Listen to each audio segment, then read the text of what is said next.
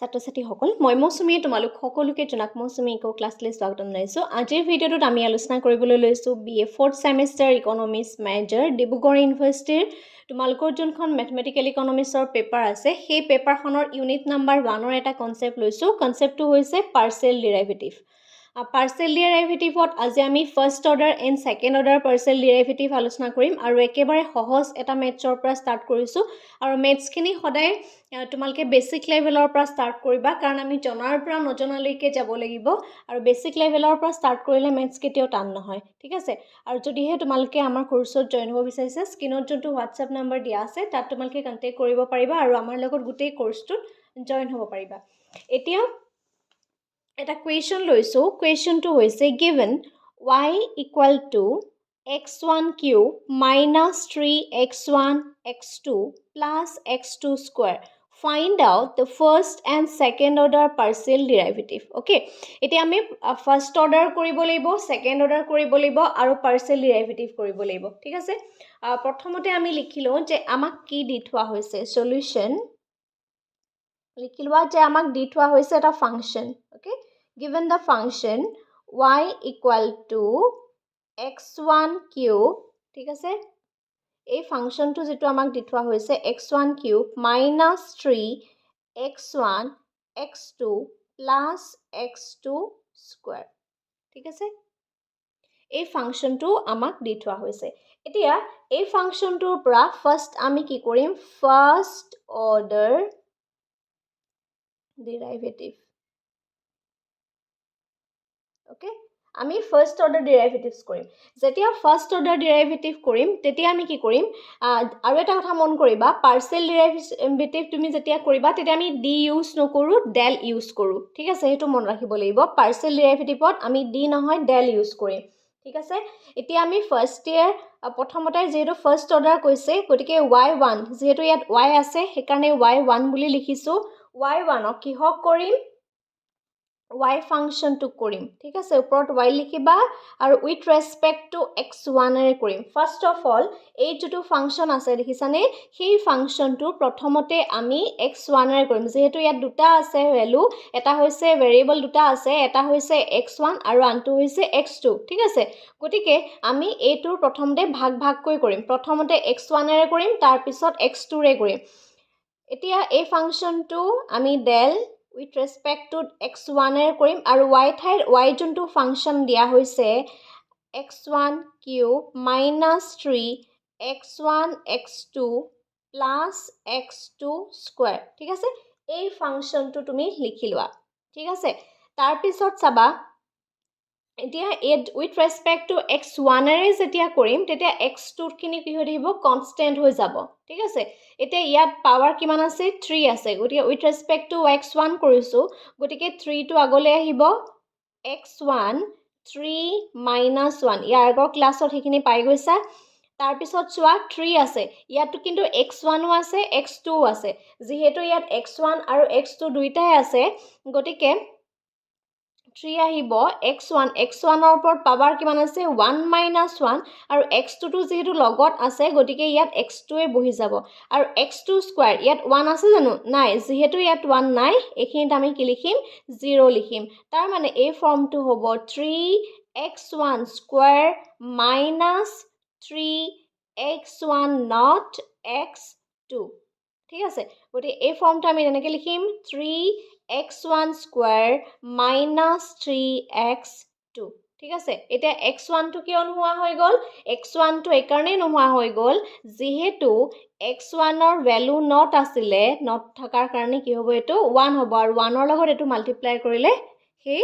x2ৱে 3x2ৱে থাকি যাব। এইটো হৈছে first order derivative with respect to x1। এতিয়া আমি first order derivative with respect to x2ৰে কৰিব লাগিব, দুবাৰ কৰি কৰিব লাগিব দেই, ভালদৰে চাই যাবা। চেম ফাংচন থাকিব ডেল y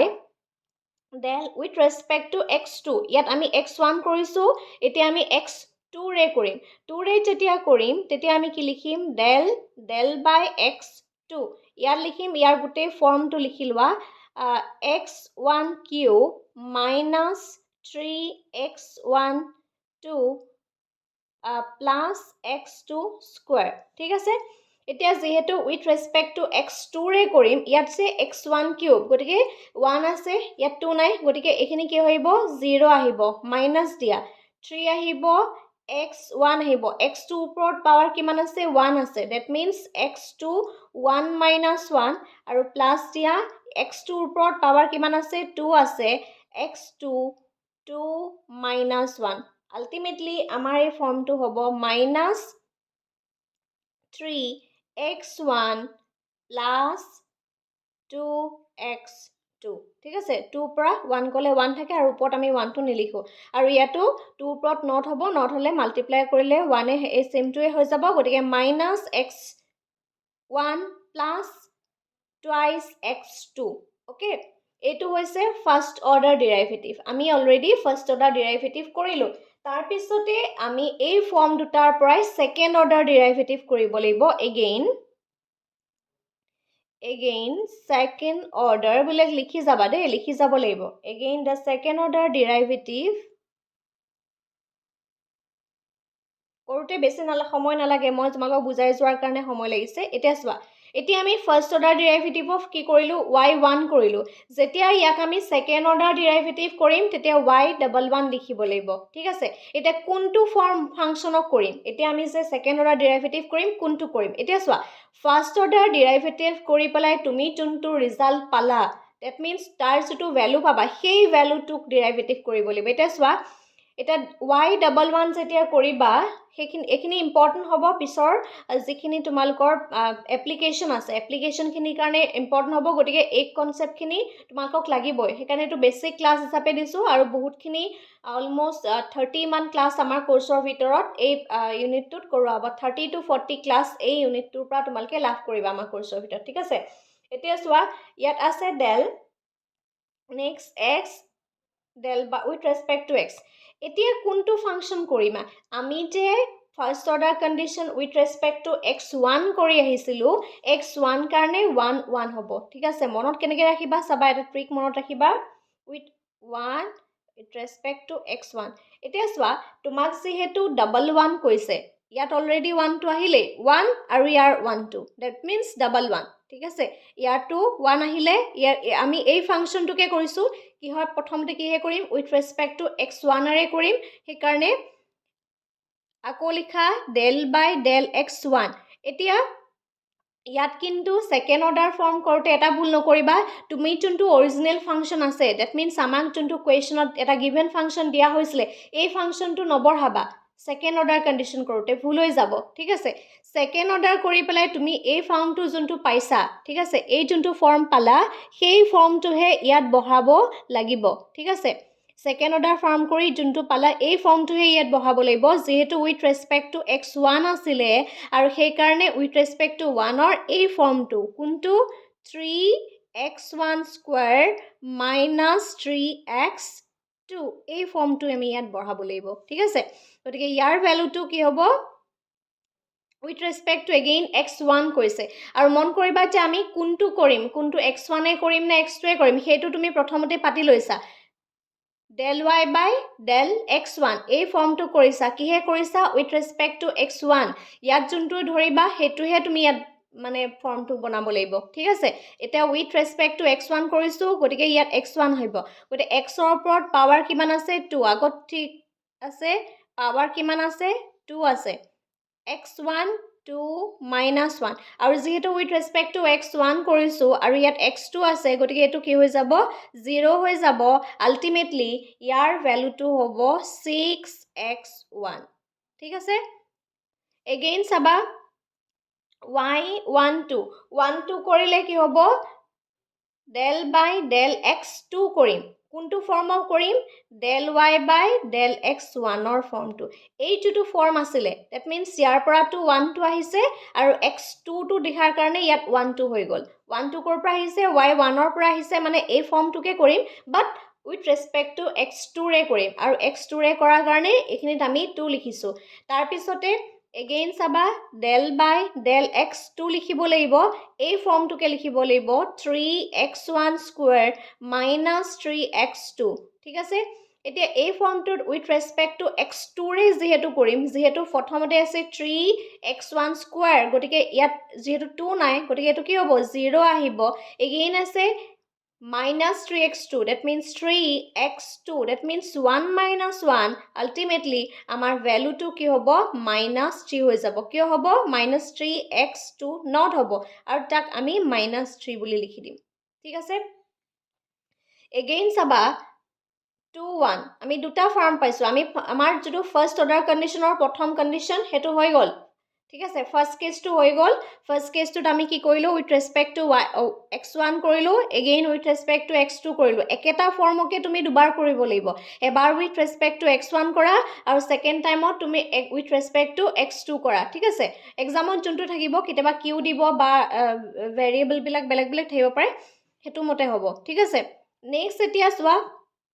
এই ফৰ্মটোত সেকেন্ডতে আমি কি কৰিম del by del x1 কৰিব লাগিব ঠিক আছে এই ফৰ্মটো del x1 কৰিব লাগিব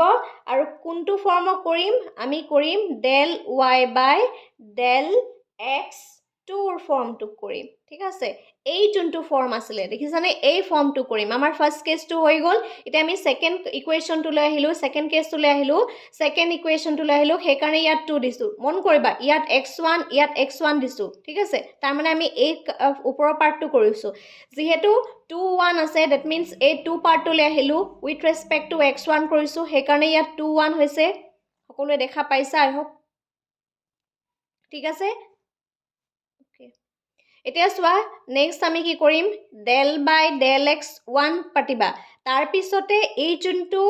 ফৰ্ম আছে এই ফৰ্মটো আমি পাতিব লাগিব কি দিয়া আছে -3x1 +2x2 এটো আমাক কোৱেশ্যনত দি থোৱা হৈছে আৰু ইয়াক আমাক ফাৰ্স্টতে কি বিচাৰিছে উইথ ৰেসপেক্ট টু x1 বিচাৰিছে উইথ ৰেসপেক্ট টু 1 বিচৰাৰ কাৰণে -3x1 1 -1 আৰু এটো কি হৈ যাব উইথ ৰেসপেক্ট টু যেটো আমি 1 কৰিছো ইয়াত 2 আছে এই 2 টো কি হৈ যাব